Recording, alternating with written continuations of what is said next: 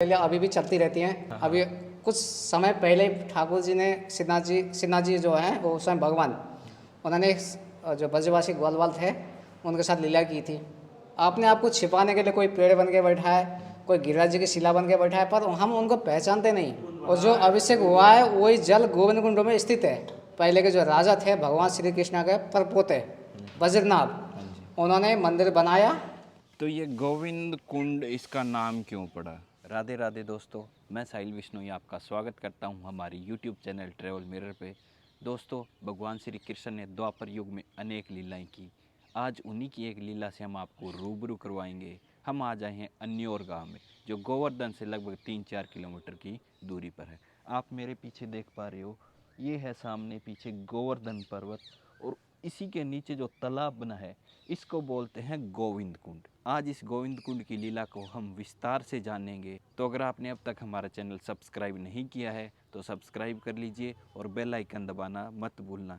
तो अभी हम वीडियो को शुरू करते हैं और जानते हैं इस गोविंद कुंड का क्या इतिहास है और भगवान श्री कृष्ण ने यहाँ पे क्या लीला रची थी। तो अभी हम आपको पहले गोविंद देव जी के मंदिर में लेके चलते हैं, फिर हम इस गोविंद कुंड की महिमा बताएंगे कि यहाँ पर भगवान श्री कृष्ण ने क्या लीला की थी। इसके सामने है बिल्कुल गोविंद देव जी का मंदिर, वहाँ पे हम आपको अभी लेके जा रहे हैं। और यहाँ पर है गोविंद कुंड। जो गोविंद देव जी का मंदिर है वो द्वापर युग से लगभग 5 से 6 हज़ार साल पुराना है। मंदिर में जाने से पहले ये वृक्ष देखिए दोस्तों, काफ़ी प्राचीन लग रहा है मेरे को। यहाँ पे ऐसे बहुत सारे वृक्ष है।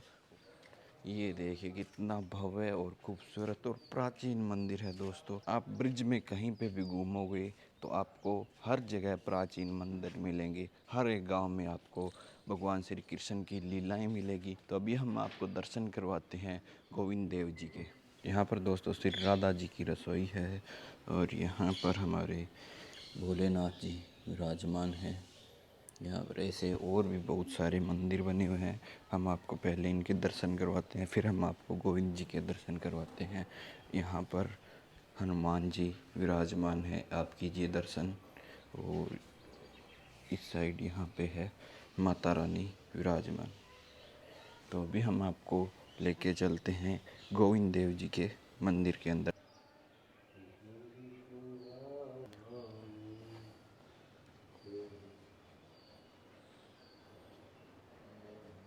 दोस्तों, आप कीजिए दर्शन गोविंद देव जी के। गोविंद देव जी और राधा रानी विराजमान है। तो यहाँ पे हमारे साथ में महंत जी जुड़े हैं। आइए इनसे विस्तार से जानते हैं क्या महिमा रही है यहाँ पे कान्हा जी की। सबसे पहले आप अपना शुभ नाम बता दीजिए। मेरा नाम है गोपीनाथ दास। तो यहाँ की महिमा हमें विस्तार से बताइए। यहाँ की महिमा मैं आपको बताऊंगा। यहाँ पे जो लीला हुई है, हाँ ऐसे पूरा 84 कोस ब्रजमंडल को वृंदावन धाम कहते हैं। हाँ जी। जहाँ पर श्री कृष्ण की लीला हुई थी। हाँ जी। वृंदावन का मतलब ये नहीं है गिरिराज जी अलग है, बरसाना अलग है। ये पूरा 84 कोस ब्रजमंडल को ही वृंदावन धाम कहा जाता है। आप चाहे गोवर्धन में जाओ, बरसाने में जाओ, कहीं भी जाओ। अब वृंदावन का मतलब क्या है? तुलसियों का वन, तुलसी को वृंदा कहता है। हाँ जी। इसलिए यहाँ का वृंदावन धाम कहता है। और दूसरी बात क्या है कि इसे गोलोक भी कहते हैं, गोलोक धाम। गोलोक धाम। गोलोक का मतलब है जहाँ पे गायों का लोक, गाय है, जहाँ पे गाय वास हाँ, जहाँ पे गाय का निवास होती है। हाँ। इसलिए इसको गोलोक कहा जाता है। ये दिव्य धाम है।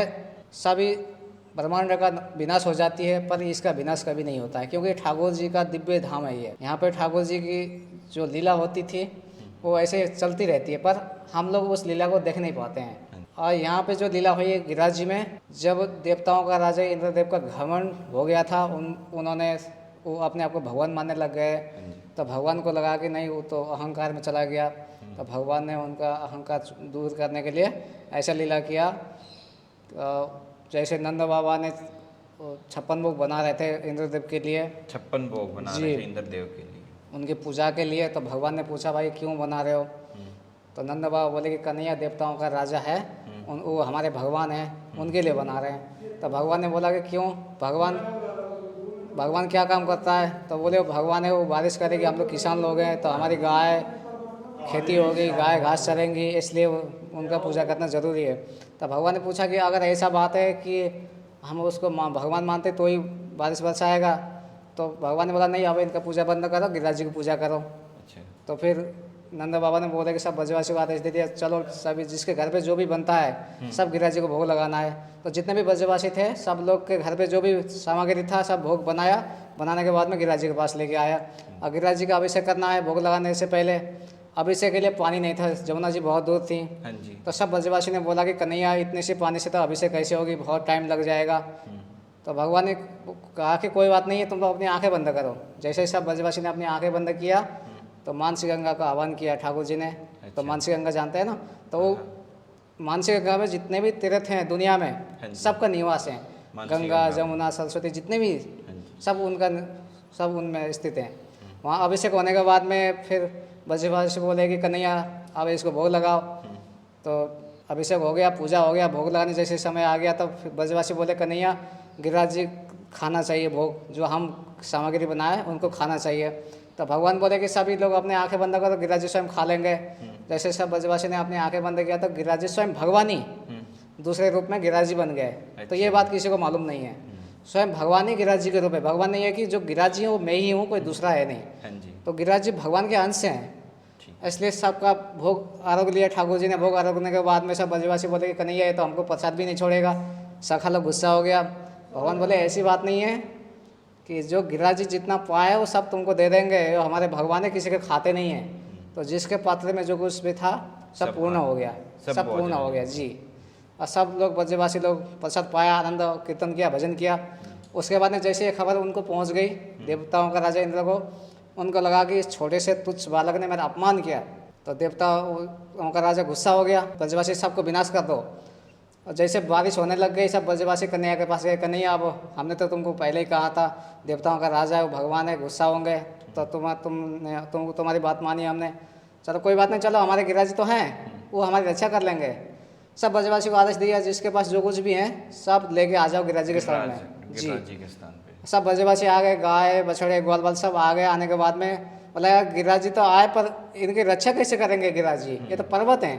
बोला चिंता मत करो, इनको मैं उठाऊंगा। तो कन्हैया जी ने छोटी मोटी से गिरिराज जी को उठाया। जो इंद्र देवता ने बरसात की थी वो लगभग कितने दिन? 7 रात 7 दिन कंटिन्यू, 7 दिन तक बारिश बंद हुई नहीं। इंद्र देवता गुस्सा हो गए थे। हाँ गुस्सा हो गए थे, मूसलाधार बारिश हुई जी। यहाँ पानी पानी हो गया, बारिश तो बरसा कुछ भी नहीं हुआ। गिरिराज जी ने आपने दूसरी कहानी जो अगस्त्य मुनि है उन्होंने सारा पानी पी गए।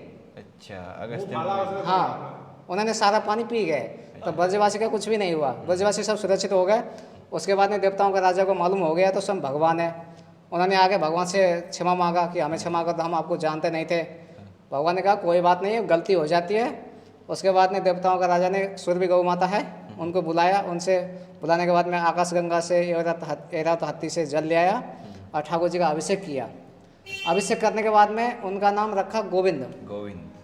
गोविंद का बहुत सारे अर्थ होते हैं, गोविंद का मतलब गायों का रक्षा करने वाला, इसलिए उनका नाम गोविंद रखा। और जहाँ पे जैसी लीला हुई है वहाँ पे वैसा ही नाम पड़ा गया। कहीं माखन चोर हुआ है, कहीं कुंजी बिहारी पड़ा, कहीं रास बिहारी पड़ा। जहाँ पे ये गोविंद कुंड बना है जी, यहीं पे ये लीला हुई थी। जी जी जी, ये मुखर बिंद बोलते हैं जिसको, यहाँ पे गोविंद जी का मंदिर भी जी। जब भी अभिषेक हुआ है जब गोविंद कुंड बना और जो अभिषेक हुआ है वही जल गोविंद कुंड में स्थित है। जो अभिषेक हुआ था पहले क्या था, कुंड नहीं था, छोटी सी जगह थी। तो जो पहले के जो राजा थे भगवान श्री कृष्ण के परपोते वज्रनाभ, उन्होंने मंदिर बनाया, कुंड बनाया। इसके ऊपर पक्षी भी उड़ के चला जाता था, हमारे भीगे गाय उसका पूरा परिवार। ये जो मंदिर है उसी समय से है। ये मंदिर कितना प्राचीन है? ये 5000 साल 5000 साल प्राचीन मंदिर है ये। तो दोस्तों आप दर्शन कर रहे हो 5000 साल पुराने गोविंद जी के। ऐसे तो यहाँ के बहुत सारे लीला अभी भी चलती रहती हैं। यहाँ पे श्रीनाथ जी हैं। अभी कुछ समय पहले ठाकुर जी ने श्रीनाथ जी जो हैं वो स्वयं भगवान, उन्होंने जो ब्रजवासी ग्वालवाल थे उनके साथ लीला की थी। अभी ज़्यादा समय की बात है, हो गया 100 साल पहले, 100 साल पहले जी लीला हुई थी। यहाँ पे लीला हुई जी, श्रीनाथ जी ने स्वयं, क्योंकि पहले उनका लीला पूर्ण नहीं हुआ था, कुछ अधूरी रह गई थी। तो उस लीला पूर्ण करने के लिए फिर उन्होंने श्रीनाथ जी के रूप में अवतार लिया था। अच्छा, तो उस सखाओं का इच्छा भी पूर्ण हो गया। फिर ठाकुर जी ऐसी लीला चलती रही है। तो दिव्य धाम है, हाँ, यहाँ तो लीला चलती रहती है। ब्रिज में तो ऐसी लीला हर ऐसी रोज लीला हर चलती- जगह होती है, कहीं ना कहीं ऐसी कहीं लीला ना चलती कहीं रहती होती है। ऐसी जी जी लीलाएं। जी। और ये ब्रिज से भी बड़ा है, ये गौलोक धाम है। ये गौलोक धाम है, ये सादा कोस है ना, ये हमारी ये गौलोक धाम है, ये ब्रिज से भी बहुत बड़ा है। गौलोक धाम है।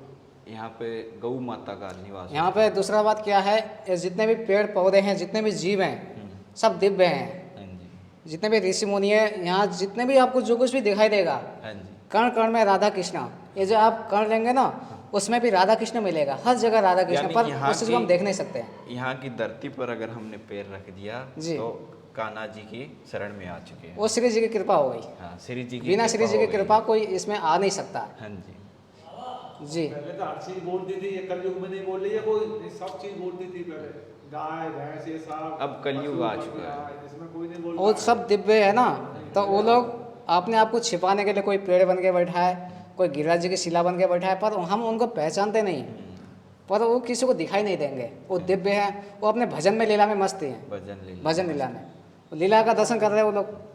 यहाँ सब कुछ मिलेगा आपको। हाँ जी, धन संपत्ति की इच्छा से जो आता है उसको धन संपत्ति मिलेगी, भगवान पाने की इच्छा से जो आता है उसको भगवान मिलेगी, भगवान जिसको मिलेगी। भक्ति चाहिए उसको सब मिलेगा, हाँ जी, जो जिस इच्छा से आता है। हाँ जी। श्री जी की ऐसी कृपा है, श्री जी सब देंगी। महंत जी आपका बहुत बहुत धन्यवाद। राधे राधे। दर्शन करके आ चुके हैं और अभी हम करेंगे परिक्रमा गोविंद देव जी के मंदिर की। ये परिक्रमा मार्ग है, आप देखिए। और यहाँ पे गौ माता, इसको दोस्तों गोस्थान भी बोलते हैं। ये परिक्रमा मार्ग है। अभी हम परिक्रमा कर रहे हैं श्री गोविंद देव जी के। ये देखिए, ये है मंदिर और यहाँ पे तुलसी मैया, जय तुलसी मैया। और ये देखिए खेजड़ी का वृक्ष, इसके नीचे ये शिलाएं रखी हुई। ये शिला देखिए काफ़ी प्राचीन लग रही है देखने में। गाइस, हम आ चुके हैं गोविंद मंदिर से गोविंद कुंड पर। यहाँ पे कुछ बुजुर्ग बैठे हैं, आइए इनसे बात करते हैं और यहाँ की लीला के बारे में विस्तार से जानते हैं। राधे राधे बाबा जी। राधे राधे। आपका शुभ नाम? गौरी शंकर। गौरी शंकर। इस गोविंद कुंड की क्या महिमा है? पहले यहाँ इंद्र राजा की पूजा होती थी। अच्छा, इंद्र राजा की पूजा होने पर भगवान कृष्ण ने गिरिराज जी का पूजन करवाया और 7 दिन 7 रात इंद्र ने बरसात पारी। जब यहाँ माफ़ी मांगी है, भगवान ने माफ़ी मांगी है, तो सुरभि गाय अरापत हाथी श्याम करण घोड़ा मकरारी जल का नदी का जल से स्नान कराएं, दूध दही शहद सबसे स्नान करा के जब ये इसका नाम पड़ा है गोविंद कुंड। गोविंद कुंड को 5000 वर्ष पुराना है। गोविंद मंदिर है 5000 वर्ष पुराना यहाँ गोविंद कुंड पे। अच्छा। उनकी देखभाल नारायण बाबा करते हैं। तो ये गोविंद कुंड, इसका नाम क्यों पड़ा? ये गोविंद नाम ऐसे पड़ा, सुबह गाय के बिंद के दूध से स्नान हुआ ना, तो गोविंद नाम न्यों पड़ा। तो आपको कैसी लगी कान्हा की लीला? कमेंट में राधे राधे लिखना मत भूलना। वीडियो अच्छी लगी हो तो लाइक कर दीजिएगा, शेयर कर दीजिएगा। अगर आपने अब तक हमारा चैनल सब्सक्राइब नहीं किया है तो सब्सक्राइब कर लीजिए और बेल आइकन दबाना मत भूलिए। हम आपको ऐसे ही भगवान श्री कृष्ण की लीलाओं से रूबरू करवाते रहेंगे। जल्दी मिलेंगे अगली वीडियो में, तब तक के लिए गुड बाय, जय हिंद, जय भारत, राधे राधे।